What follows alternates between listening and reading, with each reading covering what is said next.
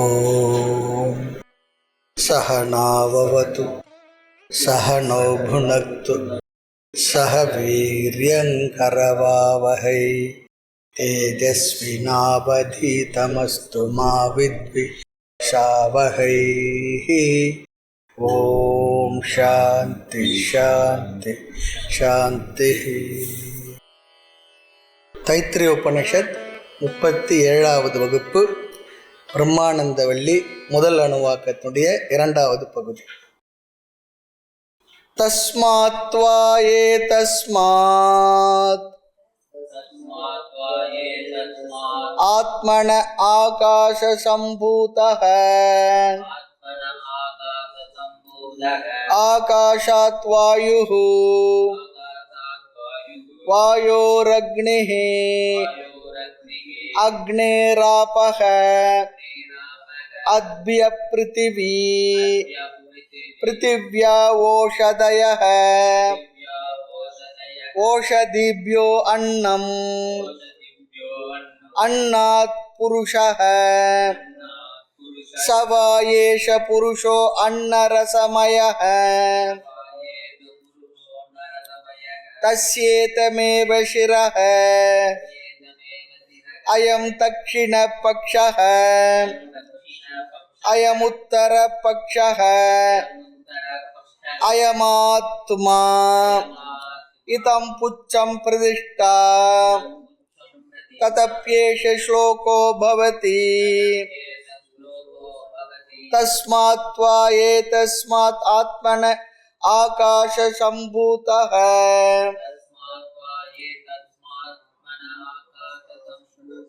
ஆகாஷாத் வாயுஹ வாயோரக்னிஹ அக்னேராபஹ அத்ய பிருத்திவி பிருத்திவ்யா ஓஷதயஹ ஓஷதிப்யோ அன்னம் அன்னாத் புருஷஹ சவா ஏஷ புருஷோ அன்னரசமயஹ தஸ்யேதமேவ சிரஹ அயம் தக்ஷிண பக்ஷஹ அயம் உத்தர பக்ஷஹ அயமாத்மா இதம் புச்சம் பிரதிஷ்டா ததப்யேஷ ஸ்லோகோ பவதி.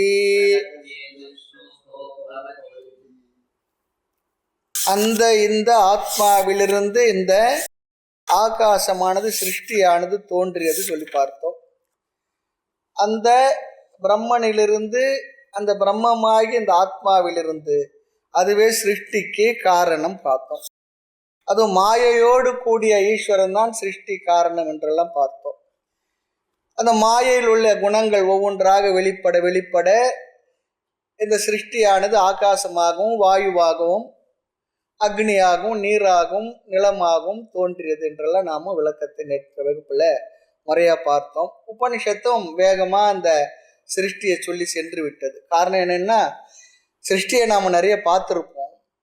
ஆக அடுத்து நாம் இதெல்லாம் இல்லை என்று நீக்கப் போகின்றோம், போதும் என்று உபனிஷத்தை ஒரு அளவிற்கு சொல்லி நிறுத்தி கொண்டது. அதன் பிறகு நாம் இந்த அத்தியாரோப அப்பவாத நியாயத்தின்படி அத்தியாரோபம், அந்த பிரம்மனின் மீது ஏற்றி வைக்கப்பட்ட அத்தியாரோபத்தை தான் இந்த 5 பஞ்சபூதங்கள், அப்புறம் செடி கொடிகள், மனித சரீரம் வரையிலும் பார்த்தோம். மனித சரீரமும் கூட அப்படி பார்த்தால் என்ன, அந்த பிரம்மமே.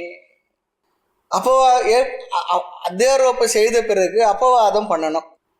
அப்பவாதம் பண்றது முறைகளை பார்த்தோம். அதுக்காக நம்ம ஒரு உதாரணம் பார்த்தோம். பருத்திலிருந்து நூல், நூலிலிருந்து துணி, துணியிலிருந்து ஆடை. அப்புறம் கீழே இருந்து பார்த்தா ஆடையை நீக்கினால் அங்கு இருப்பது நூல், நூலை நீக்கினால் பஞ்சு தான் இருக்கு சொல்லி பார்த்தோம். ஆடை, துணி, நூல், பிறகு பஞ்சு. எப்படி பார்த்தாலும் ஆரோகம் அல்லது அவரோகம் சொல்றது போல மேலிருந்து கீழாக, கீழிருந்து மேலாக. அப்ப என்ன பார்த்தோம்னா, ஒன்றில் இருக்கக்கூடிய இருத்தலை எடுத்து அதற்கு மேல் இருக்கக்கூடியது அதில் வைப்பது, அதற்கு மேல் வைப்பது. அப்படியே போனால் கடைசியில் இந்த இருத்தல் என்பது எங்கு சென்று நிற்கும், பிரம்மத்திடம் சென்று நிற்கும். அப்போ அனைத்து இருப்புக்கும் ஆதாரமாக இருப்பது அந்த பிரம்மமே. அந்த பிரம்மமே நானாக இருக்கிறேன், ஆத்மாவாக இருக்கிறேன் என்று நாம் விளக்கம் பார்ப்பதற்காக அப்பவாதத்தை பார்த்து வருகின்றோம். இந்த உதாரணத்தை கடைசியில் பார்த்தோம். ஆக அப்படி அப்பவாதம் செய்யும் பொழுது எதையும் நாம் நாசம் செய்ய வேண்டாம் என்றும் பார்த்தோம். அது துணியை கிழிக்கவோ தீயில் போட்டு எரிக்கவோ தேவையில்லை. அறிவுபூர்வமாக அதில் இருக்கிற இருத்தலை எடுத்து அடுத்த படியில் வைத்து கடைசியாக இருத்தல் எப்படி ஆடையுடைய இருத்தலானது பஞ்சிக்கு செல்கின்றதோ பருத்திக்கு செல்கின்றதோ அதுபோல இந்த சரீரம், பிறகு அன்னம், அன்னத்திலிருந்து செடி கொடிகள், செடியிலிருந்து பஞ்சபூதங்கள் அப்படியே சென்று கடைசியில் எங்கு போய் நிற்கும்? அந்த பிரம்மத்திடம் நிற்கும் சொல்லி இந்த அப்பவாதத்தை நாம் பார்த்தோம். நேற்று வகுப்பில் இந்த ஷிஃப்ட் பண்ணுறது சொல்லி பார்த்தோம் அறிவுபூர்வமாக. ஆக இந்த நாம ரூபத்தை எடுத்து அப்பவாதம் செய்வது, நாம ரூபத்தை நீக்கி கொண்டே வந்தால் அங்கே மீதம் என்ன இருக்கின்றதோ அதுதான் இருக்கின்றது, அதுவே பிரம்மன் சொல்லி பார்த்தோம். ஆக இங்கே ஆகாசம், வாயு, அக்னி, நீர், பிருத்திவி, அன்னம், சரீரம் என்று ஒன்றாக சத்தை ஏற்றி வைத்த உபனிஷத்தானது அப்பவாதம் என்று சொன்னால் முதலில் என்ன பண்ணுகின்றது? இந்த உடலை அன்னமய கோஷமாகி இந்த உடலை நீக்குகின்றது. அன்னமய கோஷமாக இந்த உடலை நீக்கும் பொழுது இதனுடைய இருத்தலானது அடுத்து பிருத்திவி மண்ணிற்கு செல்கின்றது. பிறகு மண்ணிலிருந்து நீருக்கு இப்படியாக செல்வதை நாம் இப்போ பார்க்க போகின்ற சொல்லி பார்த்தோம். ஆக அப்பவாதம் என்பது இன்னொரு வகையில் பார்த்தா நம்முடைய மனதில் இருக்கக்கூடிய நாம ரூபத்தை நீக்குவது. களிமண்ணில் இருக்கக்கூடிய நாம ரூபத்தை நீக்கினா, நாம ரூபம் தான் பானை. பானை என்ற நாமத்தையும் அது ரூபத்தை நீக்கினால் அங்கே என்ன இருக்கும்? பானையை உடைக்க வேண்டாம், நாசம் பண்ண வேண்டாம். அது என்ன இருக்குன்னு புரிந்து கொள்கின்றோம். களிமண், எல்லாம் களிமண்ணால் ஆனது. களிமண் தான் அங்கு உண்மையில் இருக்கின்றது. அப்படி நாமும் மனதிலே நாம ரூபத்தை நீக்குகின்ற ஒரு எக்ஸசைஸ் தான் இங்கே நாம பண்றோம், அறிவுபூர்வமாக. ஆக மனதில் நாம ரூபத்தில் உள்ள சத்தை எடுத்து அதற்கு முன்னால் உள்ளதற்கு கொடுத்த, அது எங்கே போய் முடியும்னு சொல்லி சொன்னா, எந்த அதிஷ்டானத்தில் அத்தியாரோபம் செய்தோமோ அந்த இடத்துல சென்று அது நிறைவடையும். பிரம்மத்தில் சென்று நிறைவு, அறிவிலை சிந்தித்தல் மூலமாக. பிற்பாடு தலைகீழாகவும் பார்க்குறோம், மேலிருந்தும் பார்க்குறோம். பிரம்மம், மாயையோடு கூடிய ஈஸ்வரன், அதிலிருந்து காரண நிலை, அப்புறம் சூக்ஷ்ம நிலை, ஸ்தூல நிலை. ஆகாசம் தோன்றியது, பிறகு வாயு தோன்றியது, பிறகு அக்னி தோன்றியது, பிறகு நீர் தோன்றியது, பிறகு மண் தோன்றியது, ஓஷதையாக செடி கொடிகள் தோன்றியது, அதில் அன்னம் தோன்றியது, அன்னத்திலிருந்து ஸ்தூல உடல் தோன்றியது. இப்படியும் பார்க்கிறோம். உடலிலிருந்து மேலே அப்படியே கொண்டு சென்று பிரம்ம வரை எப்படி சென்று பார்த்தாலும் அறிவுபூர்வமான ஒரு எக்ஸசைஸ் தான் இது. ரொம்ப அழகாக செய்கின்றது. அடுத்து இந்த நியாயம் எதற்கு என்றால், இதனால் என்ன பலன்? இந்த தலைக்கிழாக போகிறத சொன்னார். காரைக்கால் அம்மையார் தான் தலையில நடந்து போனாங்க. அது போல வச்சுக்கோங்கன்னார். மேலேருந்து கீழே, கீழே இருந்து மேலே. அம்மாவுக்கு கைலாசம் முழுக்க எல்லாம் சிவமயமே சொல்லுவோம். அந்த அம்மாவுக்கு காலு வச்சு நடக்கிறதுக்கு விருப்பம் இல்லையா, தலையால் நடந்து போனேன். அதனால தான் சிவபெருமான் தன் வாயால் அம்மைன்னு சொல்லி கூப்பிட்டு அந்த ஒரு அம்மாவை தான் சொல்லுவார். காரைக்கால் அம்மையார் சொல்லுவார். ஆக இந்த பிரம்மம் என்று எதை சொல்லி கொண்டுள்ளதோ சாஸ்திரமானது உபனிஷத்தும், அதை இந்த ஆத்மா என்று நாம் புரிந்து கொண்டு அதை அறிவோம், அறிவதனால் அடைவோம் சொல்லி சொல்றார். அறிதலே அடைதல், அது ஒன்று ஞாபகம் வச்சுக்கணும். இங்க போய் அடைதல், ஆகாசத்தை எங்க போய் அடையிறது? ஆக இங்க உதாரணத்துல களிமண் பானையில், களிமண்ணானது பானை என்பது களிமண் மீது அத்தியாரோபம் செய்யப்பட்டது. அப்புறம் களிமண் என்பதை நாம் புரிந்து கொள்ளும் பொழுது பானை என்ற நாமரூபம் சென்று விடுகின்றது. ஆக பானையை நாம் நிஷேதம் செய்யணும்னு சொல்லி சொன்னா, பானை இருக்கின்றது சொல்லி சொல்றோம் பாருங்க. அந்த இருத்தல் என்பதை பானையில் இருந்து எடுத்து களிமண்ணில் வைக்கின்றோம். அதில் சத்தை எடுத்து, இருத்தலை எடுத்து அதனுடைய காரணத்தில் வைக்கின்றோம். அதனால் நாம் எதை அப்பவாதம் செய்தோமோ அது என்ன ஆகி விடுகின்றது? மித்தியாவாக மாறி விடுகின்றது சொல்லி பார்த்தோம். காரண காரிய தத்துவத்தில் காரணம் சத்தியம், காரியம் மித்தியா சொல்லி பார்த்தோம். இங்கே தோற்றமாக இருக்கக்கூடிய நாம ரூபத்தை, அந்த இருத்தலை எடுத்து அப்பவாதம் செய்யும் பொழுது அந்த நாம ரூபம் மித்தியாவாக சென்று விடுகின்றது. வெறும் தோற்றம் மாத்திரம். உண்மையில் அதற்கு இருப்பு என்பது சுய இருப்பு இல்லை, சுய இருப்பற்றது. அதோடைய இருப்பானது களிமண்ணை சார்ந்துள்ளது. இந்த கருத்தெல்லாம் நம்ம நேற்றைய வகுப்புல பார்த்தோம். ஆக மித்தியாவானது உண்மையில் இல்லை, தோற்றத்திற்கு மட்டும் தெரிவது. அப்போ பானையை மித்தியா ஆக்கணும்னு சொல்லி சொன்னா, பானை என்ற சொல்லில் இருக்கிற சத்து இருக்கு பாருங்க, சத்தா, அந்த இருத்தலை எடுத்து களிமண்ணுக்கு கொடுத்துட்டா அப்புறம் இங்க இருப்பு என்பது, அதற்கு பானைக்கு சுய இருப்பு இல்லை. அதே போல பிரம்மத்திடம் அகில பிரபஞ்சமும் ஏற்றி வைக்கப்பட்டுள்ளது. ஏற்றி வைத்த இந்த பிரபஞ்சத்தை நாம் ஒவ்வொன்றாக நீக்கி வர வேண்டும். நீக்கினால் மீண்டும் அதே பிரம்மம் மட்டுமே நமக்கு கிடைக்கும் சொல்றார். அதுதான் அத்தியாரோப அப்பவாத நியாயத்துல நிறைய விஷயங்கள் இருக்கு. அடிக்கடி நம்ம ஞாபகப்படுத்திக்கிட்டா மறுபடியும் சொல்றோம். ஒரு கோணத்துல நம்ம பார்க்கணும். இந்த நியாயத்தினால் என்ன பலன் நமக்கு சொன்னா, யோவேத நிகிதம் குகாயாம் என்று சொன்னதுடைய விளக்கம் கிடைக்கின்ற. இதை நாம் அத்வைதமான ஒரு வஸ்துவாக நானே அதுவாக இருப்பதாக நம்முடைய மனதில் நாம் புரிந்து கொள்கின்ற பலன் கிடைக்கும் சொல்றாரு. நியாயத்தின் பிரயோஜனம் அதுதான். ஆக இதுவரை அத்தியாரோபம் பார்த்தோம், அபவாதம் என்ற கருத்தையும் பார்த்தோம். அடுத்த ஒரு கருத்து, இது தேவையில்லாத செயல் இல்லையா? ஒருத்தர் கேட்டுடுறாரு, இது எதுக்கு நீங்க ஏற்றி வைக்கணும், எதுக்கு இறக்கணும் இல்லையா? இது ஒரு தேவையில்லாத செயல் தானே. அப்படி கேட்பவர்களுக்கு, இல்லப்பா நீ தேவையில்லாத செயலா நினைக்கலாம், ஆனால் இந்த பிரயோஜனத்தை சொல்லும் பொழுது பாரு, அதன் பிற்பாடு சொல்லி தேவையா தேவையில்லையா, அதுவும் இருக்கு. அப்போ பிரம்மத்திடம் எப்படி அத்தியாரோபம் செய்யப்பட்டது சொன்னா, 5 பூதங்களும் பிரம்மத்தின் மீது ஏற்றி வைக்கப்பட்டது. பிறகு 5 பூதங்களுக்குள் உள்ள மாற்றங்களும் என்ன, செடி கொடிகள், அன்னம், உடல் எல்லாம் பிரம்மத்தின் மீது ஏற்றி வைக்கப்பட்டுள்ளது. அதே போல அபவாதம் செய்ய வேண்டும் சொன்னா 5 பூதங்களையும் பஞ்சபூதத்தில், அதாவது பிரம்மத்திடம் நீக்குகின்றோம். எந்த வழியாக அத்தியாரோபம் செய்தோமோ அதே வழியாகத்தான் அப்பவாதமும் செய்யணும். அப்படி ஒரு முறை இருக்கு. எப்படி போனோமோ அதே வழியாகத்தான் படி வழியா இறங்கி வர வேண்டும். தாய்முணர்வு பாடல்ல சொல்றார், பரிபூர்ணானந்தம் நினைக்கிறேன், தெரிவாக ஊர்வன நடப்பன பரப்பன செயல் கொண்டிருப்பன முதல் மோகம் விரிவாய பூத்தங்கள் ஒன்றோடு ஒன்றாய் அழியும் மேற்கொண்ட சேடம் அது. விரிவாய பூத்தங்கள் பறந்து விரிந்து ஸ்தூலமா இருக்க பூத்தங்கள் ஒன்றோடு ஒன்றாய் எப்படி புறப்பட்டதோ அதே போல உற்பத்தியான, அதே போல ஒன்றோடு ஒன்று ஒடுங்கும் அல்லது அழியும் அல்லது மாறும் சொல்றார். விரிவாய பூத்தங்கள் ஒன்றோடு ஒன்றாய் அழியும் மேற்கொண்டு ஷேடம் அதுவே. வெறிவெளி நிராளம்மு நிறை சூன்யம் உபசாந்தம் வேத வேதாந்தம். நிறை சூன்யம் அது ஒண்ணுமே நிஷ்பிரபஞ்சம் சொல்றோம் பாருங்க. அந்த வார்த்தைக்கு பதில் அங்க உபயோகப்படுத்துற வார்த்தைகள் சிலதெல்லாம் இருக்கு. நல்ல ஒரு பாடல் அது, சிருஷ்டியை பற்றி சொல்லும்போது. ஆக கடைசியாக பிருத்திவியை ஏற்றி வைத்தோம். அடுத்த அப்பவாதத்துல பிருத்திவியை நாம நீக்குகின்றோம். பிற்பாடு நீர் கிடையாது, அக்னி கிடையாது, வாயு கிடையாது. அப்படிதான் சாதாரணமா செய்யணுமா? ஒரு ஊருக்கு எந்த வழி போகணுமோ அதே வழி திரும்பி வரலாம், ஒரு முறை இருக்கு. வேற வழியே வரலாம். பொது உபநிஷத்தமானது எப்படி சென்றோமோ அப்படியே அதை அழகா ரிவர்ஸ்ல கொண்டு வந்து நமக்கு விளக்கி காட்டும். ஆனால் இங்க உபநிஷத்து என்ன செய்ய போகின்றது என்றால், பஞ்சபூதங்களை ஏற்றி வைத்து அபவாதம் செய்த அந்த வழியாகவே, அத்தியாரோபம் செய்த வழியாகவே அபவாதத்தை உபனிஷத் செய்யவில்லை, செய்ய போவதில்லை. இந்த இடத்துல அதுதான் வித்தியாசம். இங்க உபனிஷத்தை எடுத்துக்கொள்கின்ற பாதை வேறாக இருக்கின்றது. அந்த பஞ்சபூதங்களை அத்தியாரோபம் செய்து செய்த உபனிஷத் அப்பவாதத்தை பஞ்ச கோஷங்கள் வழியாக அப்பவாதம் செய்ய போகிறது. பஞ்சபூதங்களை அத்தியாரோபம் செய்த உபனிஷத் அதே வழி வராமல் பஞ்ச கோஷங்கள் வழியாக இங்கு அப்பவாதம் நிகழப் போகின்றது. ஒவ்வொரு கோஷத்தையும் அப்பவாதம் செய்து பிற்பாடு பிரம்மத்திடம் செல்லும். இதுதான் உபனிஷத்தினுடைய கிரமம். நம்ம பார்க்க போற இந்த பகுதியுடைய முழு கிரமம் அப்படிதான் இருக்க போகுது. இது இந்த 5வது அணுவாக்கம் வரை முடிய போகின்றது. நம்ம முதல் அணுவாக்கத்தில் இன்னும் ஒரு போர்ஷன்ல தான் இருக்கிறோம். 5வது அணுவாக்கம் வரை இந்த கருத்தை அழகா சொல்லி கொண்டு செல்லும்.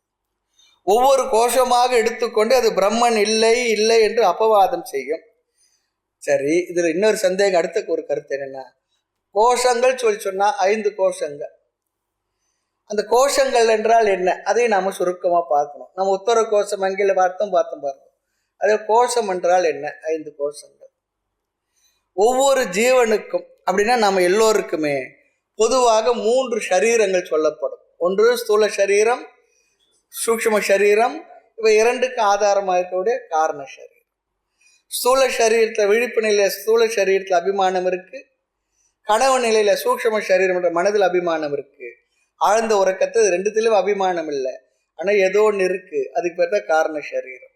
இது நாம் பார்த்தோம். சுஷுப்தி ஆழ்ந்த உறக்கத்துல, நல்லுறக்கம் சொல்ற பாரு, அந்த உறக்கத்துல இந்த 3 சரீரத்தையும் சேர்த்து யார் பிரகாசப்படுத்துகின்றானோ, அவனை அவஸ்தாத்ரய சாட்சி அப்படி சொல்லி சொல்லுவோம். இந்த 3 அனுபவங்களுக்கும் சாட்சியாக இருப்பது ஆத்மா சொல்லி சொல்லுவோம்.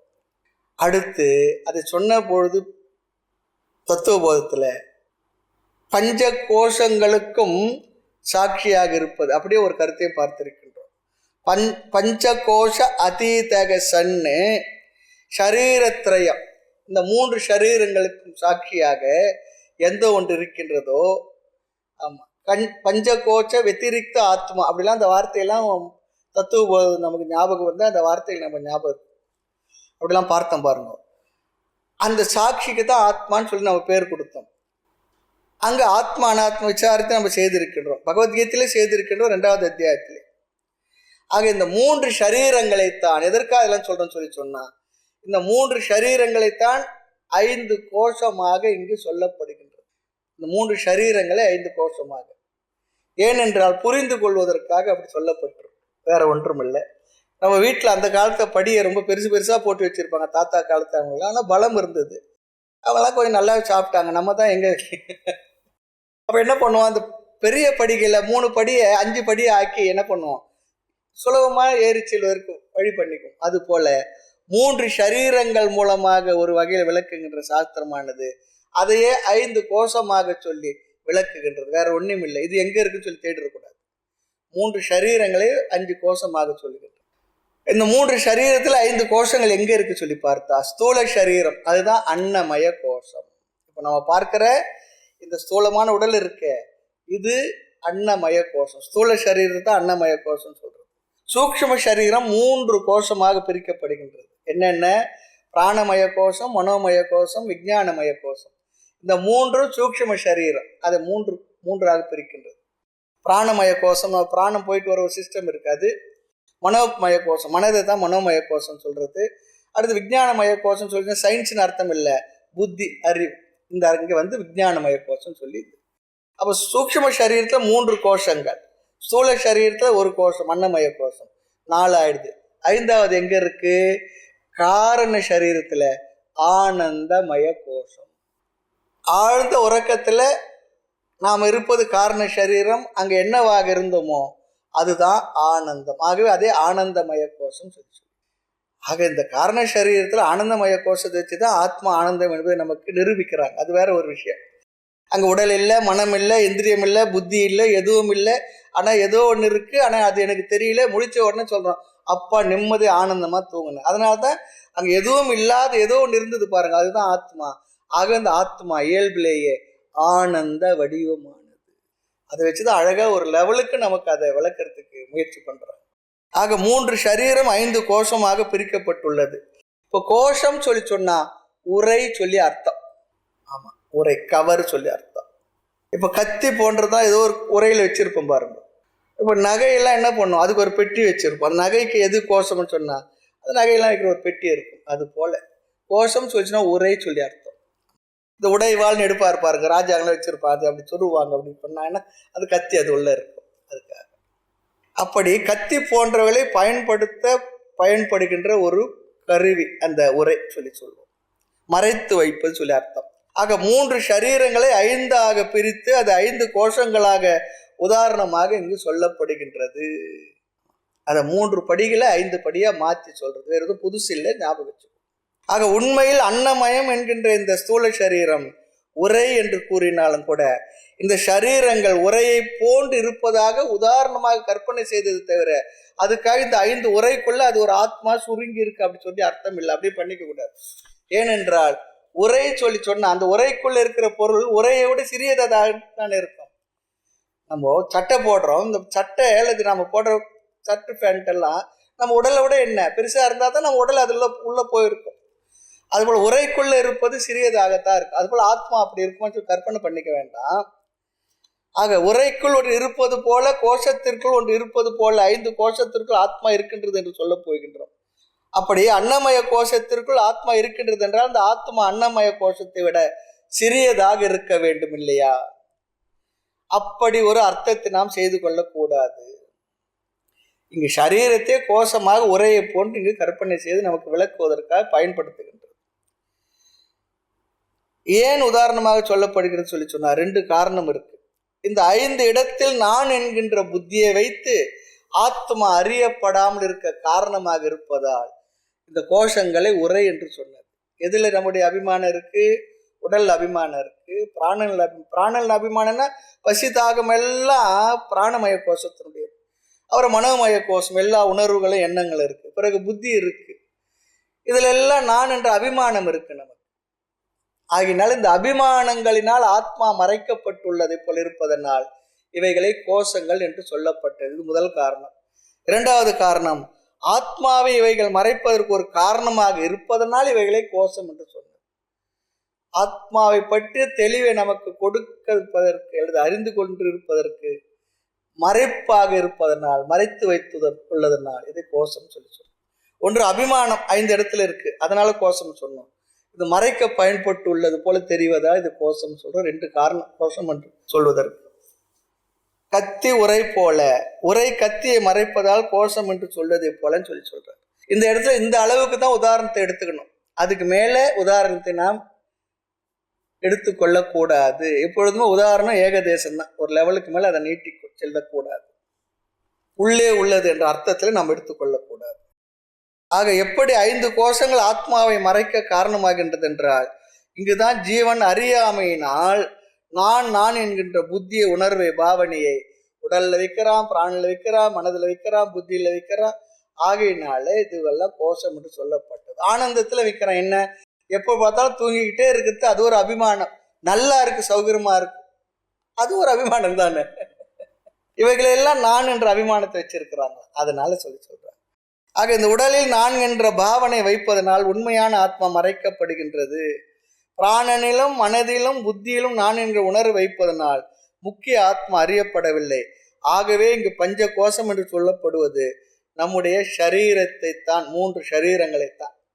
அதில் நான் என்கின்ற புத்தியை வைப்பதனால் ஆத்மா அறியப்படவில்லை. ஆக ஒவ்வொரு கோஷத்தை பற்றிய கருத்தை ஆங்காங்கே நாம் பார்க்க இருக்கின்றோம். கோஷம் என்றால் என்ன என்பதை பற்றி நாம் இங்கு தெரிந்து கொண்ட இவ்வளவு விஷயங்களுக்கு மேலே போதும், அதுக்கு மேலே தேவையில்லை. இனி அப்பவாதத்துக்கு வந்தால், பஞ்சபூதங்கள் ஏற்றி வைக்கப்பட்டது என்று அத்தியாரோபம் செய்யப்பட்டதாக நாம் இப்பதான் பார்த்தோம். ஆனால் அவ்விதம் அத்தியாரோபம் செய்யும் பொழுது உபனிஷத்து என்ன பண்றது? ஒவ்வொரு கோஷத்தை நீக்கி அது பிரம்மன் இல்லை இல்லை என்று அப்பவாதம் செய்ய போகின்றது. ஏன் உபனிஷத்தானது பஞ்சபூதத்தின் வழியாக அப்பவாதம் செய்யவில்லை? ஏன் பஞ்ச கோஷங்கள் வழியாக அப்பவாதம் செய்கின்றது? அந்த கருத்தையும் பேசிடுறாங்க. எதையும் விடுறதில்லை, முடிஞ்ச வரைக்கும் சொல்லிடுறாங்க. ஒரு கால் உபனிஷத் பஞ்சபூதத்தை அப்பவாதம் செய்து பிரம்மத்தை விளக்கிவிட்டால் அந்த பிரம்மமானது இந்த பஞ்ச கோஷங்களுக்கு வெளியே உள்ள ஒரு பொருளாக நாம் புரிந்து கொள்வோம் என்று நினைத்ததா.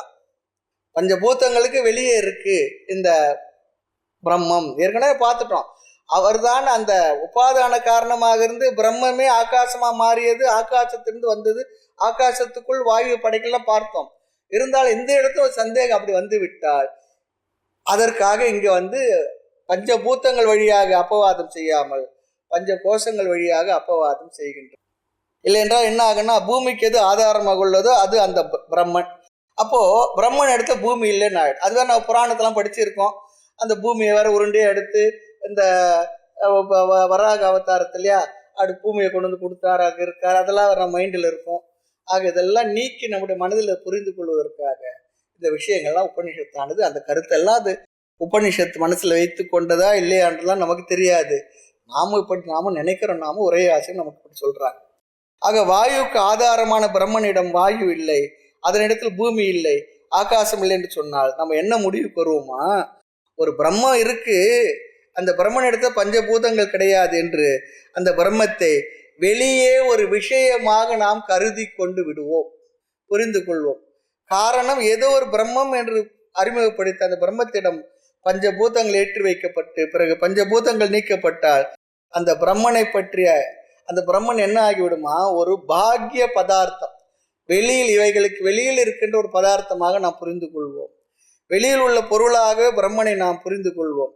ஆனால் சத்தியம், ஞானம், அனந்தம், பிரம்ம என்று நாம் பிரம்மத்தை எப்படி புரிந்து கொள்ள வேண்டும் என்று உபனிஷத் விரும்புகின்றது என்றால் இந்த இடத்துல தான் சொல்றார், யோ வேத நிகிதம் குகாயாம்.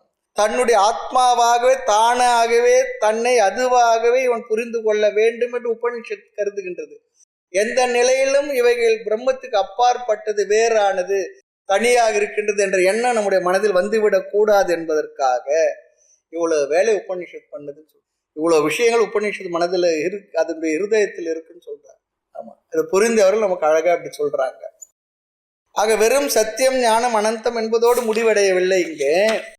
அப்படிப்பட்ட பிரம்மன் ஆத்மாவாக நம்முடைய புத்திக்கு சாட்சியாக அல்லது நீயாகவே இருக்கின்றது. அதுதான் இங்க நீயாக நானாக இருக்கின்ற அகம் பிரம்ம, நான் தான் இந்த பிரம்மம். அதை புரிய வைக்கிறது தான் இவ்வளோ பாடம் பண்றதுன்றார். இவ்வளோ நியாயங்கள், இவ்வளோ விஷயங்கள், இவ்வளோ வார்த்தைகள், இவ்வளோ விளக்கங்கள் எல்லாம் அதற்காக. ஏனென்றால் இது புரியுது ரொம்ப ரொம்ப ரொம்ப ரொம்ப கடினமா இருக்கு, சாதாரணமா இல்லை.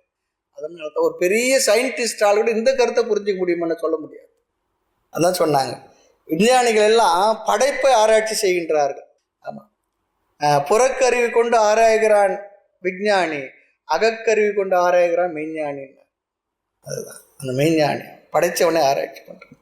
ஆகவே அப்படிப்பட்ட பிரம்மன் ஆத்மாவாக புத்திக்கு சாட்சியாக நீயாக இருக்கின்றாய் என்று உபதேசத்தை செய்தாக வேண்டும். ஆக வெறும் பிரம்மத்தை ஆதாரமாக கொண்டு பஞ்சபூதங்களை மட்டும் நீக்கிவிட்டால் பிரம்மன் ஆத்மா என்று, பிரம்மனே ஆத்மா என்று புரிந்து கொள்ள முடியாது, கடினம். ஆனால் 5 கோஷத்தின் வழியாக பிரம்மத்தை காட்டினால் அதை எப்படி புரிந்து கொள்ள முடியும் என்று உபனிஷத் நினைக்கிறதாம். நான் ஆத்மா என்று புரிந்து கொள்ள முடியும் நினைக்கிறதாம்.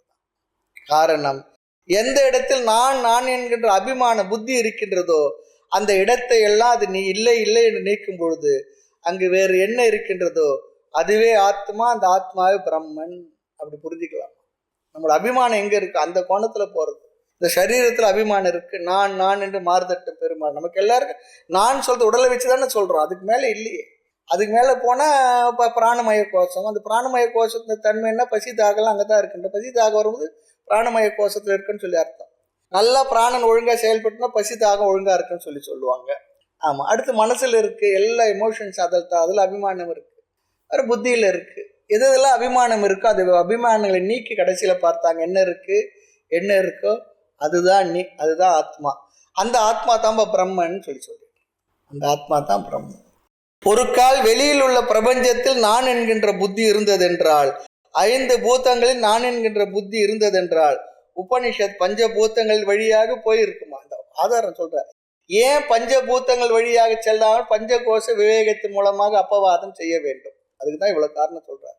ஆக பஞ்ச கோஷங்களில் தான் நான் என்கின்ற அபிமானம் நம்முடைய அறியாமையினால் இருக்கின்றது. ஆகவே அந்த இடத்தை, அந்த விஷயத்தை எடுத்துக்கொண்டு ஒவ்வொன்றாக நீ இல்லை நீ இல்லை நீ இல்லை என்று நீக்கி நீக்கி நீக்கி இறுதியில் பிரம்மத்தை உபனிஷத்தானது ஆத்மாவாகவே காட்டுகின்றது. அதுதான் பெரிய விஷயம்.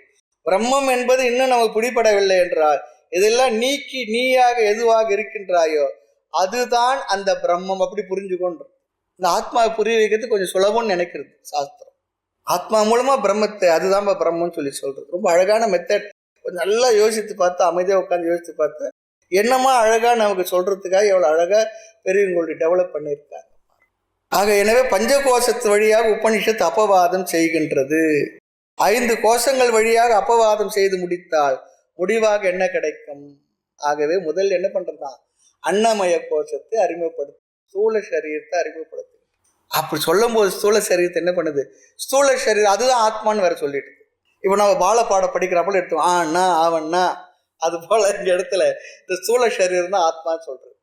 பிறகு அன்னமய கோஷத்துக்கு அப்பாற்பட்டது பிராணமய கோஷம், அது ஆத்மா சொல்லி சொல்லும். பிற்பாடு மனோமய கோஷம் தான் ஆத்மான்னு சொல்லும். பிற்பாடு அதுவும் இல்லை சொல்லி விஞ்ஞானமய கோஷத்தை சொல்லும். அப்புறம் ஆனந்தமய கோஷம் ஆத்மா சொல்லும். பிற்பாடு அந்த ஆனந்தமய கோஷத்துக்கு அப்பாற்பட்டது ஆத்மா என்று சொல்லி இந்த பிரம்மத்தை அழகாக நமக்கு புரிய வைப்பதற்கு உபனிஷத்தானது முயற்சி செய்கின்றது. அதான் ஆத்மானா நீ, நீ என்றால் ஆத்மா, அந்த பிரம்மமும் ஆத்மா வேற வேற இல்லை. புரிஞ்சிச்சா? ரொம்ப சந்தோஷம், சென்றுவா மகனேன்னு சொல்லிடும். இதெல்லாம் சொல்லி முடிச்ச வரைக்கும் இப்போ நம்ம நினைப்போம் இவ்வளோதான் பரவாயில்ல, சரியான முறையில் தான் உபனிஷத் சொல்றது சொல்லிட்டு. ஆனால் இப்படி பண்ணாலும் ஒரு பிரச்சனை வருமா?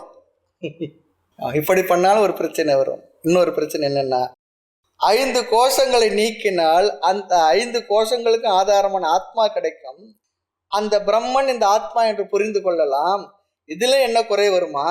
இந்த பஞ்ச கோஷங்களுக்கு ஒவ்வொரு கோஷத்திற்கும் ஒவ்வொரு ஆத்மா இருக்குன்னு நம்ம நினைச்சிடுவோம். ஒவ்வொரு கோஷத்துக்குள்ள ஒவ்வொரு ஆத்மா இருக்கு. பார்க்குற எத்தனையோ சரீரம் இருக்கு. அந்த ஒவ்வொரு சரீரத்துல 5 கோஷங்கள் இருக்கிறது. அந்த 5 கோஷங்களுக்கு ஒரு ஆத்மா, ஒவ்வொரு சரீரத்துக்கு ஒரு ஆத்மா, இப்படிலாம் நம்ம நினைச்சிடுவோம். ஆகையினால உபனிஷத்து என்ன பண்ண போறது பாருங்க, ரொம்ப அழகா இருக்கும். பல ஆத்மா இருக்கின்றது என்ற ஒரு நிலை நமக்கு வரும். ஆத்மனக பகுத்துவம், ஆத்மா பலவாக, எண்ணிக்கையில் பலவாக இருக்கிறது. நிறைய மதங்களுடைய கொள்கையா இருக்கு. இறைவன் ஒருவன், ஜீவர்கள் பல சொல்லி ஒரு எண்ணம் இருக்கு. ஆக இங்கு உபனிஷத்தானது ஒரு கிரமத்தை மேற்கொள்ள போகின்றது. பஞ்சபூதங்களை நிராகரணம் செய்தால் பிரம்மன் பஞ்சபூதங்களுக்கு வெளியே இருக்கின்றது புரிந்து கொள்வோம் அப்படி சொல்லி இப்ப நினைச்சோம். ஆக பஞ்ச கோஷ விவேகம் வழியாக நிராகரணத்தை இப்ப நம்ம செய்ய போகின்றோம். பஞ்ச கோஷத்தை நிராகரணம் செய்தால் என்ன சிரமம் வருமா? எனக்கு 5 கோஷம் இருக்கு, ஒவ்வொரு கோஷத்துக்கு ஒரு ஆத்மா, என் எதிரில் ஒருத்தர் இருக்கார், அவருக்கும் பஞ்ச கோஷம் இருக்கு, அவர்களுக்கும் ஒரு கோஷத்துக்கு ஒரு ஆத்மா இருக்கின்றது என்று ஆத்மா பல என்ற தோஷம் வந்துவிடும். ஆக இந்த உலகம் என்று ஒன்று இருக்கின்றது, ஆத்மா என்று பலது இருக்கின்றது, கடவுள்னு ஒன்று தனியா இருக்கிறார், இத்தனையும் சேர்த்து பின்னால வேற வேற பலவா இருக்கின்ற கருத்து எல்லோருக்கும் பலமா இருக்கு. அதை இல்லை சொல்லணும்னு சொன்னா அதுக்கு ஒரு முறையை கையாள போகின்றது. ஆனா இப்படிப்பட்ட ஒரு முடிவுக்கு வந்த மதத்தவர்கள் இருக்கின்றார். அவர் தான் சாங்கியர்கள் சொல்லுவார். அவங்களுக்கு ஆத்மா பல, அதாவது உயிர்களுடைய ஜீவர்கள் பல சொல்லியிருக்கு, தெளிவா சொல்லுவாங்க. அவங்க ஆத்மா அறிவு ஸ்வரூபம், ஆனா ஆத்மா பலன்னு சொல்லிடுவாங்க. எல்லாம் நெருக்கமா வருவாங்க, ஆனா ஆத்மா உயிர்கள் பலன்னு சொல்லிடுவாங்க. அதுல நிறைய விஷயங்கள் இருக்கு. ஆனா உபனிஷத் கருத்து அது இல்லை. ஆக உபனிஷத் அன்னமய கோஷத்தை அறிமுகப்படுத்தி அன்னமய கோஷம் ஆத்மா இல்லை என்று சொல்ல வேண்டும். அதன் பிற்பாடு பிராணமய கோஷம் ஆத்மா இல்லைன்னு சொல்ல வேண்டும். ஆனால் அப்படி பிராணமய கோஷத்திற்கு செல்வதற்கு முன்பாக பல ஆத்மா என்று நாம் புரிந்து கொள்ளக்கூடாது என்பதற்காக கடைசி உபனிஷத்தானது இன்னொரு காரியத்தை செய்ய போகின்றது. அது என்னவென்றால், அன்னமய கோஷத்தை ஆத்மாவாக அறிமுகப்படுத்தி அது ஆத்மா இல்லை என்று நிஷேதம் செய்து இன்னொன்னையும் பண்ணும். அது பிராணமய கோஷம் ஆத்மா இல்லைன்னு சொல்லணும். ஆனால் அதை செய்வதற்கு முன்பாக என்ன செய்ய போகின்றது, அன்னமய கோஷத்தையும் இந்த அன்னமய பிரபஞ்சத்தையும், ஸ்தூல பிரபஞ்சம் இருக்க, இது ரெண்டுத்தையும் ஒண்ணுதான் சொல்லி ஐக்கியம் பண்ணிடும்.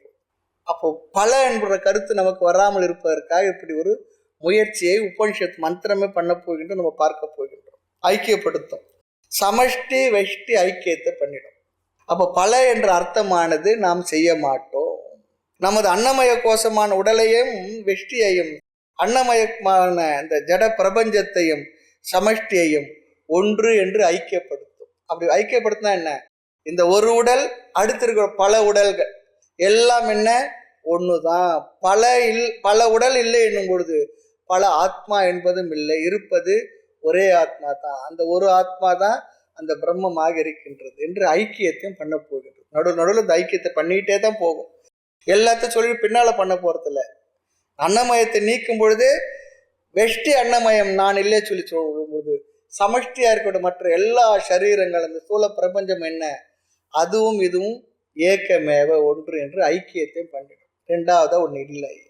ஆக இந்த அறிவை நமக்கு கொடுக்கின்றது. இந்த அறிவை கொடுத்ததும் என்ன ஆகின்றது, எந்த கோஷத்தில் அல்லது அன்னமய கோஷம் அனாத்மா என்று 5 கோஷம் நிஷேதம் செய்தோமோ, அனாத்மா என்று அதை நாம் புரிந்து கொண்டோமோ, அந்த அன்னமய பிரபஞ்சத்தை சேர்த்து நாம் நிஷேதமும் செய்து விடுவோம். ஒன்றுதான் சொல்லும்போது என்ன, அதை நான் இல்லை என்று நிஷேதமும் பண்ணிவிடுறோம்.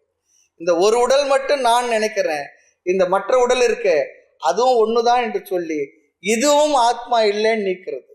இந்த ஒரு உடலையும் எல்லாவற்றையும் ஒன்று என்று சொல்லி பிறகு அதுவும் நீ இல்லை என்று சொல்லும் பொழுது இந்த பகுத்துவம் என்கின்ற எண்ணம் சென்று அடுத்து பிராணமயத்துக்கு அப்படியே ஒன்று நீக்கி கடைசியில என்ன இருக்கின்றதோ அதுதான் ஆத்மான்னு சொல்லும். ஆக அன்னமய பிரபஞ்சத்தை சேர்த்து நாம் நிஷேதம் செய்கின்றோம். என்னுடைய ஒரு ஸ்தூல சரீரம் அனாத்மா என்று புரிந்து கொண்டதுமே அனைத்து ஸ்தூல சரீரத்தை நாம் நீக்கி விடுகின்றோம். இதற்கு இந்த சமஷ்டி வெஷ்டி என்கின்ற ஒரு கருத்தை நாம் பயன்படுத்துகின்றோம். இது ஆத்மா இல்லை. அவ்வாறு நீக்கினால் அன்னமய பிரபஞ்சம், ஸ்தூல பிரபஞ்சம் மித்யா, ஸ்தூல சரீரம் மித்யா என புரிந்து அதன் பிறகு பிராணமயத்திற்கு செல்லுவோம். ஐக்கியம் பண்றது ஒண்ணுதான், பலதில்லை. இனி பிராணமய கோஷம் மட்டும் அனாத்மா இல்லை, பிராணமய பிரபஞ்சமும் அனாத்மா சொல்லுவோம். பிறகு பிராணமய பிரபஞ்சம் மட்டும் அனாத்மா இல்லை, பிராணமயம் மட்டும் அனாத்மா இல்லை, மனோமய கோஷமும் அனாத்மா, மனோமய, பிரபஞ்சம் அனாத்மா, இப்படியே சொல்லி கொண்டு சென்று கடைசியில பிரம்மத்த இடத்துல கொண்டு சென்று நிற்க வைக்கும். அப்படின்னா என்ன, யாரோ ஒரு தாழ்ச்சிட்டு போயிட்டு கடைசியில பாசை கொண்டு போய் காட்டினார் அப்படிலாம் வந்துடும். அதெல்லாம் வந்துடும் நமக்கு. நம்ம அப்படிதான் யோசிச்சுட்டு இருக்கோம். எங்கேயோ ஒரு இடத்த காட்சி கடைசி ஒரு பாஸ் இருப்பார், அவர் தான் கொண்டு இவர் தாம்பான்னு சொல்லுவார். அப்புறம் பார்த்தா நான் பக்கத்து வீட்டில் இருந்தவராக இருப்பார். அவர் எப்போ பார்த்துருக்கோம். இந்த முறையில் தான் நம்ம இந்த 5வது அணுவாக்க வரையும் போக போகிறோம். நடுவில் வர சந்தேகங்கள் அங்கங்கே நாமும் நீக்கிக் கொள்வோம். இனி சமஷ்டி வெஷ்டி எப்படி ஐக்கியம் என்று பார்க்க வேண்டும். முதல்ல ஒரு கோஷத்தை அறிமுகப்படுத்தி அதை ஆத்மா என்று சொல்லும். பிற்பாடு அந்யோந்தர ஆத்மா பிராணமயம் என்று சொல்லும். அன்னமய கோஷத்தை நீக்கும். அப்படி நீக்கும் முன்னர் ஒரு காரியத்தை செய்யும் சொல்லி பார்த்தோம். அது ஒன்றல்ல 2 காரியத்தை பண்ணும். அதுதான் முக்கியமான காரியம். முதல் காரியம், அன்னமய கோஷமும் அன்னமய பிரபஞ்சமும் ஒன்றுதான் சொல்லி சொல்லும். ஒன்றுதான் சொன்னபடி விட்டுடலாம் இல்லையா, அது நீ இல்லைன்னு வேற சொல்லிடும். அப்ப அடுத்து என்ன, பிராணமய கோஷம். அதுல அபிமானம் இருக்கு. அந்த பிராணமய கோஷத்தை, வெஷ்டி பிராணமய கோஷத்தை, சமஷ்டி பிராணமய கோஷத்தையும் சொல்லி அது நீ இல்லைன்னு சொல்லி இப்படியே நீக்கி பிறகு எது இருக்கின்றதோ அங்க போக போகின்றோம். அடுத்து பாருங்க, ஒரு கோஷத்தில் உள்ள அபிமானத்தை நாம் விடும் பொழுது, நீக்கும் பொழுது உலகில் உள்ள எல்லா கோஷங்களில் உள்ள அபிமானம் நீங்கி விடுகின்றது. இந்த ஒரு உடலில் இருக்கக்கூடிய அபிமானத்தை நீக்கும் பொழுது மற்ற எல்லா உடலும் ஒன்றுதான் சொல்லும் பொழுது இதுல நீங்குகின்ற அபிமானம் அந்த உடல்களில், அந்த பிரபஞ்சத்தில் உள்ள அபிமானமும் சேர்ந்து நீங்கி விட போகின்றது. அதுதான். ஏன்னா இந்த ஒரு உடல் நான் இல்லைன்னு, மற்ற உடல் என்னன்னா நான் இல்லை. இந்த ஒரு உடல் நான் இல்லை, ஸ்தூல உடல்னால ஸ்தூல பிரபஞ்சமும் நான் இல்லை தான். பிருத்திவி, பஞ்சபூதங்கள் இருக்கிற பிருத்திவி, மண், அதுவும் நான் இல்லை தான். அவ்வளவுதான். அப்படி நீக்குவது நடக்க போகின்றது. ஒன்றாக ஆக்கும். பிறகு அது இல்லை என்றும் நீக்கிவிடும். இனி சமஷ்டி வெஷ்டி எப்படி ஐக்கியம் என்றும் பார்க்க வேண்டும். ஆக அடுத்த கோஷத்துக்கு போறதுக்கு முன்ன இண்டிவிஜுவல் அல்லது டோட்டல். வெஷ்டி என்பது இண்டிவிஜுவல், சமஷ்டி என்பது டோட்டல். அதையும் உபநிஷத்து பண்ண போய் இவ்வளவு வேலை உபநிஷத்து ஒரு மந்திரத்துல பண்ணி வச்சிருக்கு. அடுத்து கடைசி சொல்ல போறது, உண்மையில் வெஷ்டி என்ற தனித்தன்மை இண்டிவிஜுவல் இல்லவே இல்லைன்னு சொல்லிடும். ஒரு கோணத்துல இருக்குன்னு சொல்லும், ஒரு கோணத்துல இல்லை சொல்லி சொல்லும். இதுதான் புரிஞ்சுக்க வேண்டியது. எந்த ஆங்கிள் சொல்லி அதுதான். இந்த உடல் பஞ்சபூதத்தில் ஆனது சொல்லிச்சுன்னா, உலகத்தில் உள்ள எல்லா சரீரம் பஞ்சபூதத்தினால் ஆனதுதான். அதில் ஒரு பகுதி தான் இந்த உடலை தவிர இந்த சிருஷ்டியிலிருந்து வெஷ்டி தனியாக இல்லை. இந்த மொத்த சிருஷ்டியிலிருந்து இந்த ஒரு உடல் தனியாக இல்லை. ஆனால் இந்த ஒரு உடல் இந்த 5 பஞ்சபூதங்களினால் தான் ஆனது. அதே போல எல்லா உடலும் இதே 5 பஞ்சபூதங்களினால் தான் ஆனது. அதுக்கு ஒரு உதாரணம் சொன்ன, ஒரு பெரிய குடம், அதுல இருந்து என்ன பண்ணார், ஒரு பெரிய ஒரு பாத்திரத்தை தண்ணி எடுத்துட்டு வந்தார். அதுல இருந்து ஒரு டம்ளர்ல எடுத்து வச்சிருக்கோம். அப்ப இந்த தண்ணி என்ன ஆனது, அந்த மொத்தத்துல ஒண்ணுதான். அது போல இந்த மொத்த பிரபஞ்சத்தினுடைய ஒரு பிரிவு தான், ஒரு பார்ட்டு தான், ரொம்ப ரொம்ப சின்னது தான் இந்த ஒரு தனி உடல். ஆக இந்த வெஷ்டி என்கின்ற இந்த தனி உடல் மொத்தமாக இருக்கக்கூடிய சமஷ்டியிலிருந்து வேறுபட்டதில்லை. பின்னமாக தெரிந்தாலும் கூட உண்மையில் வெஷ்டி சமஷ்டி என்று 2 பதார்த்தம் கிடையாது. இருப்பது ஒரே தத்துவம் தான். 2 கோணத்துல தான். இது சமஷ்டி, அது சமஷ்டி, இது வெஷ்டி என்று. இது வேற, அது வேற, அது மொத்தம், இது தனின்னு சொல்லி நாம சொல்றோம். உண்மையில் அப்படி கிடையாது. அதுக்கு ஒரு உதாரணம் சொல்லுவாங்க. ஒரு பெரிய வனம் இருக்கு. வனத்துல நிறைய மரங்கள் இருக்கும். நிறைய மரங்கள் டோட்டலா பார்த்தா அதை வனம்னு சொல்றோம். தனியா ஒரு மரத்தை பார்த்தா தனி மரம் சொல்லி சொல்றோம். அது போல வனத்தில் ஒன்று தான் ஒரு தனித்தான் மரமே தவிர தனித்த மரம் என்ன வனம் இல்லை, மொத்த மரம் சேர்த்தால்தான் வனம். அது போல இந்த ஒரு தனி ஒரு உடலாக நான் கருதி கொண்டிருக்கின்ற நான் அந்த மொத்த வனத்தினுடைய ஒரு பகுதி தான் அந்த ஒரு மரம். சொல்லுவாங்க, ஒரு மரம் அல்ல, ஒண்டி மரம் தோப்பு இல்லைன்னு சொல்லுவாங்க, பழமொழி சொல்லுவாங்க. அது போல அந்த வனத்தை நாம் எடுத்துக்கொண்டா மொத்தம், அல்லது ஒரு மரம் தனியாகவும் பார்க்கலாம், அல்லது மொத்த மரத்தை சேர்த்தால் வனமாகவும் பார்க்கலாம். அப்படி சமஷ்டி வெஷ்டி என்று நாம் புரிந்து கொள்ள வேண்டும். சரி, மொத்தமா புரிஞ்சுக்கும் பொழுது தனி மரத்துக்கு அங்க என்ன இல்லை, தனித்தன்மை இல்லை. வனம் என்று பார்க்கும் பொழுது அதான் சொல்றார், வனம் என்ற சொல்லின் பொருளுக்கும் மரம் என்ற சொல்லின் பொருளுக்கும் என்ன வேறுபாடு, ஒரு வித்தியாசம் இல்லைன்னு சொல்றார். பல மரங்கள் சேர்க்கை தான் வனம். அவ்வாறு சமஷ்டி பிரபஞ்சம் என்று நாம் சொன்னாலும் வெஷ்டி சரீரத்தினுடைய சேர்க்கைத்தான் சமஷ்டி. சமஷ்டியில ஒரு தனி ஒரு பிரிவாகத்தான் இந்த வெஷ்டியம் இருந்து கொண்டு இருக்கின்றது. ஆகவே இங்கு வெஷ்டி சமஷ்டி என்ற தனித்தன்மை எதுவுமே கிடையாது.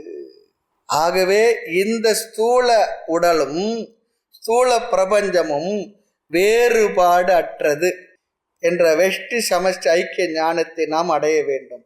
அவ்வாறு அடைந்த பிறகு இந்த நமது தனி உடலில் உள்ள அபிமானத்தை நீக்கினால் இந்த உலகில் உள்ள எல்லாருடைய உடலில் இருக்கக்கூடிய அபிமானத்தை நீக்கியதாக ஆகும், நீக்கி விடுவோம். இந்த ஸ்தூல சரீரத்தில் சம்பந்தப்பட்ட காரணத்தினால் மற்ற ஸ்தூல சரீரங்களை அபிமானம் வைக்கின்ற என்ன, இந்த உடலிலிருந்து வந்தது, இந்த உடலினால் வந்த உறவு, உடலினால் வந்த நட்பு, நண்பர்கள், மனித இனம் என்கின்ற அந்த ஒரு உணர்வு, இதனால் எல்லாம் நம்ம ஒன்று சம்பந்தம் வைத்திருக்கின்றோம் இல்லையா? எல்லா அதில் தான் சம்பந்தம் வச்சிருக்கோம். இந்த ஒரு உடல்ல இருக்கிற அபிமானத்தை நான் இல்லைன்னு நீக்கினால் இதனுடையது எல்லாமே என்ன, நான் இல்லை தானே, நான் இல்லை தானே. அறிவுபூர்வமாக ஞாபகம், அறிவில் தான் இந்த வேதாந்த தத்துவ ஞானம் என்பது தனி மனிதனுடைய அறிவில் புரிந்து கொள்கின்ற ஒரு பெரிய விஷயம். அது அத்வைத ஞானம் அறிவில் இருக்க வேண்டியது. அறிவில் வைத்து கொண்டு விவகாரத்தில் எப்படி நடந்துக்கணும் நடந்துக்கணும். ஆக அத்வைத ஞானம் என்பது அறிவுக்கு தான், விவகாரத்துக்கு இல்லை. அத்வைதம் என்ன சாப்பிடுமா, ஆனால் 1 மணிக்கு சாப்பாடு வேணும் பசி எடுத்தா, இந்த அறிவு இருக்கு, ஆனால் விவகாரமும் இருக்கு. அந்த டிரான்சாக்ஷன் ரியாலிட்டி, அப்சல்யூட் ரியாலிட்டி அப்படின்னு சொல்லி ரெண்டா விவகார தசையில் இதெல்லாம் பண்றோம். ஆனால் உயர்ந்த நிலையில இதுதான் என்று புரிந்து வைத்துள்ளோம். அந்த புரிதலோடு இந்த உலக விவகாரத்துல நாம வாழ்ந்து கொண்டிருக்கிறோம். எதுவரை பிராரப்தம் உள்ளவரை சரீரத்தில், இந்த தனி சரீரத்தில் நம்முடைய ஜீவன் தங்கி இருக்கின்ற வரை. ஆகவே நான் மனிதன் என்கின்ற அபிமானத்தை நீக்கிவிட்டால் எல்லா மனிதர்களிடமும் உள்ள அபிமானம் போய்விடும்.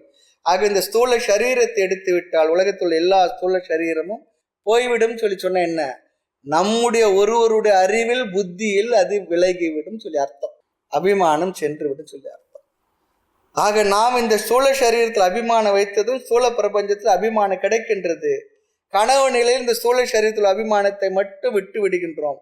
அதில் என்ன ஆகிடுகின்றது, ஸ்தூல பிரபஞ்சமும் அந்த நேரத்தில் இல்லாம போய் விடுகின்றது. ஆழ்ந்த உறக்கத்துல அல்லது கனவு நிலையில மனதுல தான் நம்மளோட அபிமானம் இருக்கு. ஸ்தூல சரீரத்தோட அபிமானம் நம்ம சென்று விட்டது.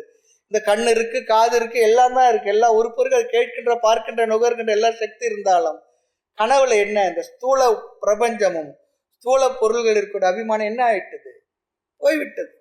ஆனா சூக்ஷ்ம பிரபஞ்சத்தில், சூக்ஷ்ம மனதில் இதோட அபிமானம்லாம் இருக்கு. அங்கே என்ன பண்றோம், சாப்பிட்றோம், நல்லா இல்லைன்னு சொல்றோம், டிவி பார்க்குறோம், யாருன்னா திட்டுறோம்.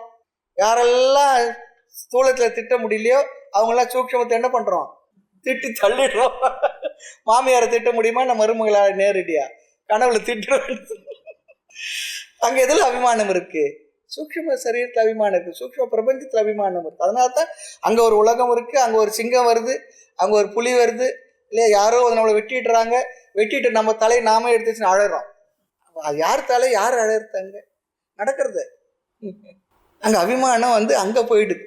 அப்ப ஸ்தூல பிரபஞ்சத்து அபிமானம் போயிட்டு போனா என்ன, இந்த ஸ்தூல பிரபஞ்சமே நமக்கு இல்லாம போய் விடுகின்றது. எப்போ, தூக்கத்துல.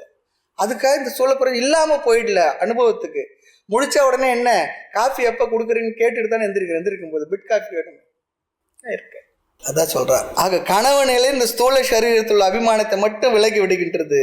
ஆனா என்ன ஆகுறது, ஸ்தூல பிரபஞ்சம் இல்லாமல் அதனால் சென்று விடுகின்றது. நம்முடைய சூக்ஷ்ம சரீரத்தில் மட்டும் அபிமானம் வருகின்றது. அதனால் என்ன, சூக்ஷ்ம பிரபஞ்சம் தான் நமக்கு கனவில் காட்சி அளிக்கின்றது.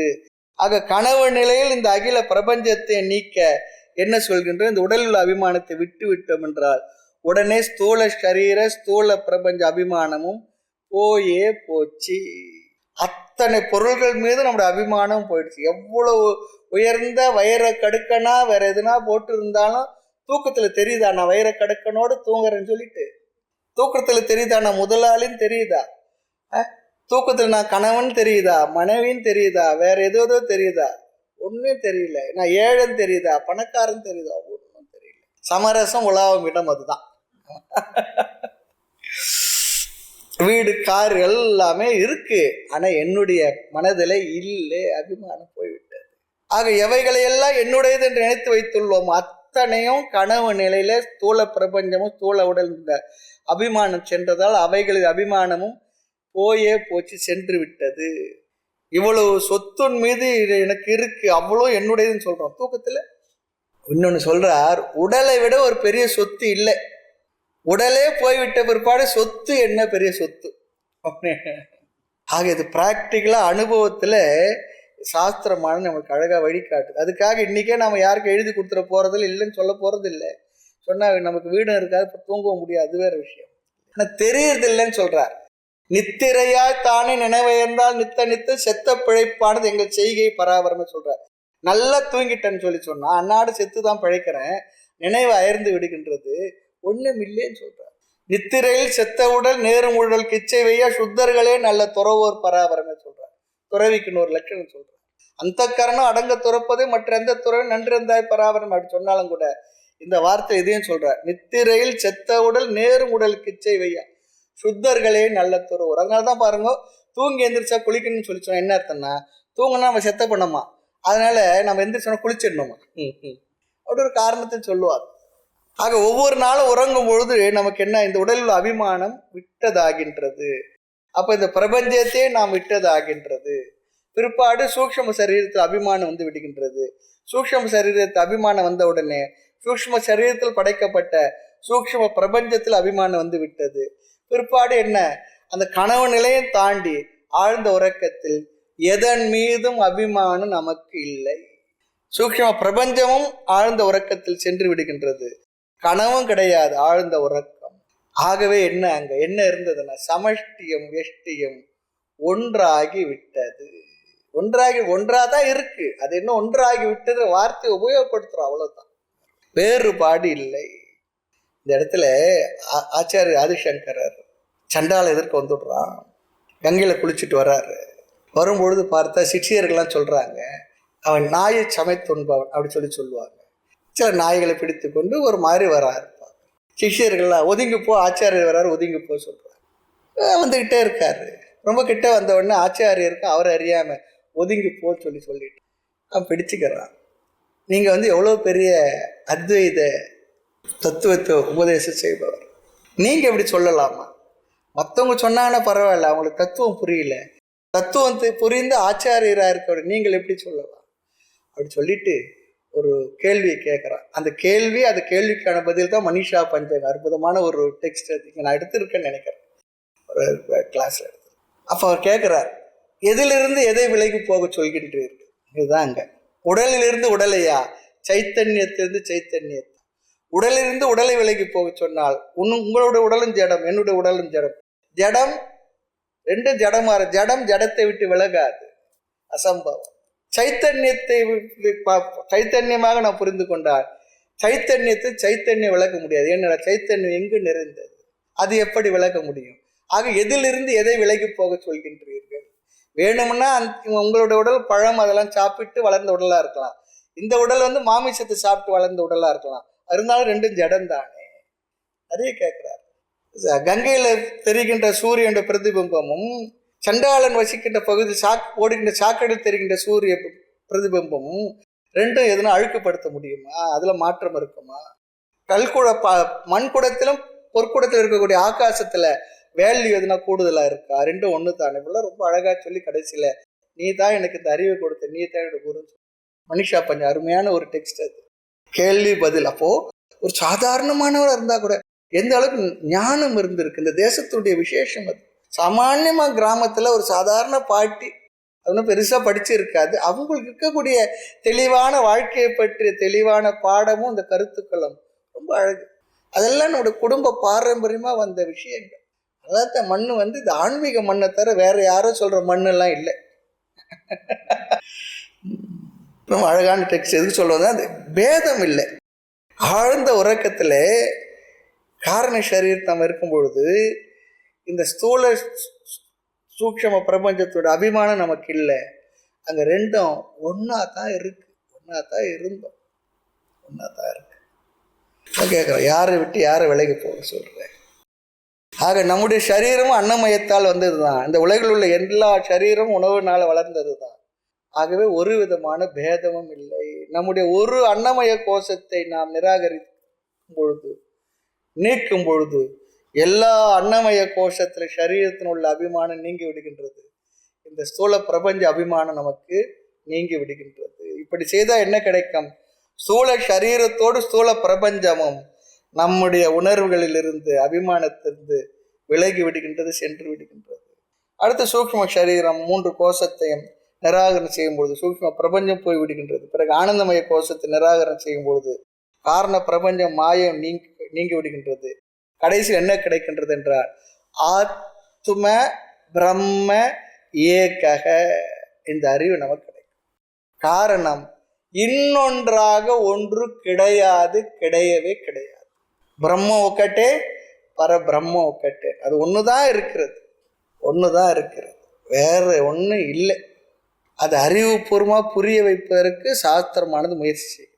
ஆக நான் இந்த சரீரத்தை தான் நீக்கி உள்ளேன், இன்னொரு சரீரத்தை நீக்க வேண்டும் என்று சொல்ல வேண்டிய அவசியம் இல்லை. காரணம், இரண்டும் ஒன்றாக இருக்கின்ற காரணத்தினால். இவ்வாறு தான் உபனிஷத்தானது இனி நமக்கு உபதேசத்தை செய்து கொண்டே செல்ல போகின்றது. ஆக முதலில் அன்னமய கோஷத்தை அறிமுகப்படுத்துகின்றது. அதுதான் ஆத்மா என்று சொல்லும். பின்னர் இது ஆத்மா இல்லை என்று சொல்லி இதற்கு மேல் பிராணமய ஆத்மா என்று சொல்ல வேண்டும்.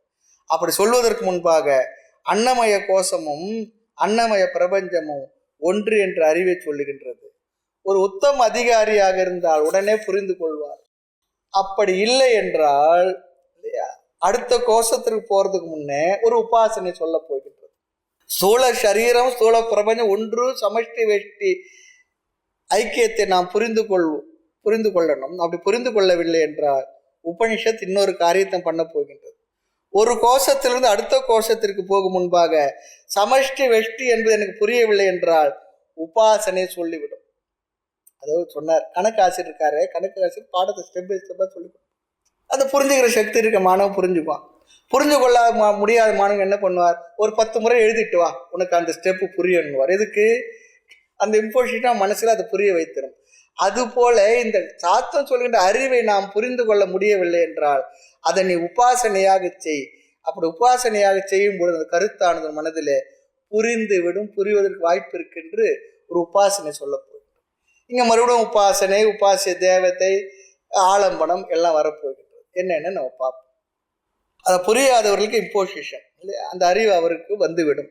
அப்படி இம்போசிஷன் எழுதுவது போல சாஸ்திரமானது உபாசனை இங்கே சொல்ல போகின்றது. இது இந்த உபனிஷத்தினுடைய விசேஷம். இந்த உபாசனை என்பது வேற உபனிஷத்துல இப்படி நம்ம பார்க்க முடியாது. இங்க உபாசனம் சொன்னா ஒரு கான்செப்ட் நமக்கு புரியவில்லை என்றால் அதிலேயே மனதை வைத்திருந்து பழகுதல் சொல்லி அர்த்தம். பிற்பாடு அந்த கான்செப்ட் நமக்கு என்ன ஆகிவிடும், புரிந்துவிடும். எந்த ஒரு தத்துவம் நமக்கு அறிவாக மாற வேண்டும் என்றால் மாறணும். அப்படி மாறவில்லை என்றால் அதை அறிவாக மாற்றுவதற்கு உபாசனை அல்லது தியானம் செய்து அதை அறிவாக மாற்ற வேண்டும். 10 முறை மனதில் மீண்டும் மீண்டும் மீண்டும் மீண்டும் சிந்திக்கும் பொழுது அந்த சூக்ஷ்ம தத்துவ மனதில் அறிவாக ஆகி விடுவதற்கு வாய்ப்பு உள்ளது. இந்த சரீரம்தான் இந்த பிரபஞ்சம், இரண்டிற்கும் வேறுபாடு இல்லை என்பது புரிந்து கொள்ள வேண்டும். ஒரு கால் நம்மால் இந்த அர்த்தத்தை புரிந்து கொள்ள முடியவில்லை என்றால் நம்முடைய சரீரத்தையும் பிரபஞ்சத்தையும் ஸ்தூல பிரபஞ்சத்தை ஒன்றாக்க முடியவில்லை என்றால் இதை புரிந்து கொள்ளாமல் நம்மை விட வேண்டாம் என்று நினைக்கின்ற சாஸ்திரமானது அடுத்த கோஷத்திற்கு செல்வதற்கு நம்மை அனுமதிப்பதில்லை. இங்கே இந்த கோஷத்தை ஐக்கியப்படுத்தி புரிந்து கொண்டு நீ அடுத்த கோஷத்திற்கு செல் என்கின்றது. அப்படி போக முடியவில்லை என்றால் கொஞ்சம் உபாசனை பண்ணு, கொஞ்சம் நில்லுன்னுது. நில் கவனின்னு சொல்றது, கவனிச்சு கிராஸ் பண்ணுன்னு சொல்றது. எனவே அதை புரிந்து கொள்ளும் வரை வெஷ்டி சமஷ்டி உபாசனை செய்ய வேண்டும் என்று உபனிஷத்தானது இங்கு அழகான ஒரு மெத்தடையும் கொடுக்கின்றது. தைத்திர உபனிஷம் ஒவ்வொரு உபனிஷத்தும் ஒரு கோணத்தில் ஒரு விசேஷம். இது இந்த பிரம்ம வெள்ளியும் கூட ரொம்ப அழகான கருத்துக்களை ரொம்ப நேர்த்தியா சொல்றது. என்ன உபாசனை? இந்த சரீரம் என்ற வெஷ்டியும் இந்த பிரபஞ்சம் என்ற சமஷ்டியும் ஒன்றுதான் என்று உபாசனை செய்ய வேண்டும். எதுவரை? இரண்டும் ஒன்றுதான் என்று அறிவில் நாம் புரிந்து கொள்ளும் வரை உபாசனை சொல்றோம். அடுத்து இப்போ அவசரம் என்ன இருக்கு? முயற்சியே செய்யாத எத்தனை ஜென்மாவே போயிடுச்சு. கொஞ்சம் முயற்சி பண்ணி ஒரு 2 ஜென்மா போனாலும் பரவாயில்ல. ஆனால் இது உபச்சாரம் தான் சொல்கிறோம். அப்படிலாம் இல்லை. வேதாந்த படிக்கிறது இங்கேயே இப்பொழுது இந்த பிறவிலே புரிந்து கொண்டு இந்த பிறவியை நீக்கிக்கணும். அதுக்காக தான் பண்ணுறோம். இருந்தாலும் கூட ஏதோ பிரதிபந்தம் காரணமாக ஏதோ ஒரு தோஷம், அதனால புரிவதற்கு நமக்கு சிரமம் ஏற்பட்டாலும் முயற்சியே செய்யாமல் கழிந்த காலத்தை விட முயற்சி செய்து காலம் கழிந்து அது வீண் இல்லை, அடுத்த பிறவிக்கு உனக்கு தொடரும். அதான் நம்ம சொல்றோம். அப்படி உபாசனம் செய்தால் சமஷ்டி வெஷ்டி ஐக்கிய ஞானம் கிடைக்கும். கிடைத்ததும் நாம் அடுத்த கோஷத்திற்கு செல்லலாம். சரிங்க சுவாமி, இதை சொல்லிட்டு எங்களுக்கு ஒரு 6 மாசம் லீவ் விட்டுடுங்க. நீங்கெல்லாம் நாமெல்லாம் அப்படி இல்லை, புரிஞ்சுக்க போறோம். ஆமா, புரியாதவங்களுக்கு தானே அது, நமக்கெல்லாம் இல்லை. ஆக அடுத்த கோஷத்துல எனக்கு புரியவில்லை என்றால் அங்கேயும் உபாசனை சொல்லப்படுகின்றது. ஆக சமஷ்டி வெஷ்டி என்று சொன்ன உடனே உத்தம அதிகாரி அதை புரிந்து கொண்டு அதற்கு மேலே செல்வார். ஆனால் யாருக்கு இது புரியவில்லையோ, மந்த மத்தியம் அதிகாரிகளுக்கு உபனிஷத் சொல்லுவது உபாசனம். வெஷ்டி சமஷ்டி என்ற இந்த அறிவை தியானம் செய்ய சொல்கின்றது உபனிஷத்து. ஆசிரியர் சொல்லல, உபனிஷத் சொல்லுகின்றது. நமக்கு வேணுமா வேண்டாமா என்பது அவர்களை முடிவு செய்து கொள்ள வேண்டியது. அடுத்து சமஷ்டியம் வெஷ்டியம் ஒன்று என்று அந்த அறிவை உபனிஷத் தருகின்றது. தியானம் செய் என்று சொல்லி சொன்னால் அறிவை தியானம் செய்ய வேண்டிய அவசியம் இல்லை. இங்கு எது அறிவாக வரவில்லையோ அதுவரை தியானம் பண்ணும். எந்த ஒன்று கருத்து கான்செப்ட் நமக்கு அறிவாக மனதில் வந்து தங்கவில்லையோ புரியவில்லையோ அது அறிவாக வருகின்ற வரை, அதை புரிந்து கொள்ளும் வரை தியானம் செய். அறிவாக வந்துவிட்டால் தியானம் செய்ய வேண்டிய அவசியம் இல்லை. அதுக்காக நம்ம இந்த வேல்யூ மெடிடேஷன் ஒன்று சொல்லுவோம். வேல்யூ மெடிடேஷன் சொல்லி சொன்னால் நல்ல பண்புகள் எடுத்து அந்த பண்புகள் பற்றிய தேவை, அதோடைய பிரயோஜனம், அது இல்லாதனால எனக்கு என்ன குறைபாடு வந்தது, இருந்தால் எனக்கு என்ன நன்மையெல்லாம் நடக்கின்ற அறிவெல்லாம் கொடுத்த பிறகு நம்ம இடத்துல அந்த பண்புகளில் கொஞ்சம் கூட குறைய இருக்குது, அது முழுமையாக வர வேண்டும் என்றால் என்ன பண்ணுறாங்க, அதுக்காக தான் வேல்யூ மெடிடேஷன், பண்புகள் குறித்த தியானம். அந்த தியானத்தில் பண்புகளை பற்றி நம்ம நிறைய மனசுக்கு அமைதியாக மனதை தியானத்தை உட்கார்றப்பல உட்காந்து இந்த மனதுக்கு இந்த அறிவை பண்புகள் குறித்த அறிவை கொடுக்க கொடுக்க கொடுக்க அந்த அறிவை பெற்ற மனமானது நாளாக ஆக அதை செயல்படுத்த ஆரம்பித்து, மனதுக்கு இந்த அறிவை கொடுத்தோம்னா அது வேலை பண்ணிடும். கொடுக்கணும், முதல் அறிவை கொடுக்கணும். நல்ல பண்புகளை நாம் புரிந்து கொண்டு வாழ்க்கைக்கு வந்து விட்டால் அந்த பண்புகளை வாழ்க்கைக்கு அது என்னுடைய மயமாகிவிட்டால் பரவாயில்லை, இல்லை என்றால் பண்புகளை தியானம் பண்ணுவது. அது பகவத்கீதையில் நம்ம பார்ப்போம், பண்புகள் குறித்த தியானம். கோபப்படக்கூடாது என்று புரிந்து கொண்டால் உடனே அறிவுக்கு போய் ஆகிவிட்டது. மனசு என்ன பண்றது, கோபப்பட்டுக்கிட்டு இருக்கு, கொஞ்சம் தியானம் பண்ணுன்னு வச்சுக்கோங்களேன், நாளாக ஆக கோபம் வரும். வந்த உடனே இல்லை, இந்த கோபமானது தேவையில்லை, வீணானது, நமக்கு உதவாது, பிரயோஜனம் இல்லை என்று உடனே அறிவு சொல்லிவிடும். அப்படி கோபப்படுறதுக்கு சூழ்நிலை வந்து 2 நிமிஷம் வரைக்கும் நம்ம கோபம் வரலன்னா நம்ம கோபத்தை பற்றி புரிந்து கொண்ட விஷயம் வேலை செய்ய ஆரம்பிச்சிட்டுதுன்னு அர்த்தம். இந்த மொமெண்ட் தானே கோபமே, அந்த க்ஷணம் தானே. அப்புறம் நாமளே வருத்தப்படுறோம், ஏன் கோபப்பட்டு தெரியல. அதுக்கு முன்னே அப்படி இருக்கும். இந்த பண்புகள் குறித்த தியானத்தை பண்ண பிற்பாடு கொஞ்சம் மெதுவாக சில நேரத்தில் இல்லாமல் போய்விடும். அந்த நேரத்தில் நீங்கள் கோபத்தை தவிர்த்தீங்கன்னா பல விவகாரங்களை தவிர்த்திட முடியும். உண்மை அதுதான். மேலும் விஷயங்களை அடுத்த வகுப்பில் பார்க்கலாம். மூர்த்தி எல்லாம் வாழி, எங்கள் மௌன குரு வாழி, அருள் வார்த்தை என்றும் வாழி, அன்பர் வாழி, பராபரமே. ஓம் பூர்ணமத பூர்ணமிதம் பூர்ணாத் பூர்ணமுதச்யதே பூர்ணஸ்ய பூர்ணமாதாய பூர்ணமேவாவசிஷ்யதே. ஓம் சாந்தி சாந்தி சாந்தி. ஹரி ஓம். ஸ்ரீ குருப்யோ நமः. ஹரி ஓம்.